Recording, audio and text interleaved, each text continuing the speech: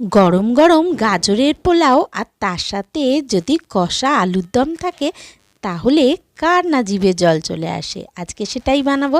তার জন্য গোবিন্দভোগ চাল হালকা হাতে পরিষ্কার করে ধুয়ে নিয়েছি। তাতে একটুখানি হলুদ আর একটু গাওয়া ঘি দিয়ে মাখিয়ে নিয়ে একটা প্লেটে এটা ভালো করে ঝরঝরে করে শুকিয়ে নিতে হবে।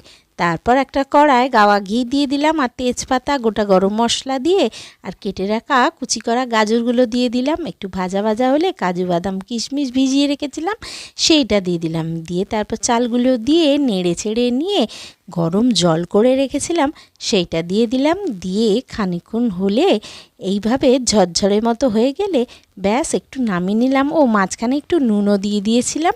তারপরে এতে একটুখানি গাওয়া ঘি, কাঁচা লঙ্কা আর চিনি দিয়ে দিয়েছি। দিয়ে একটু মিক্স করে নিলেই তৈরি হয়ে গেল দারুণ স্বাদের গাজরের পোলাও।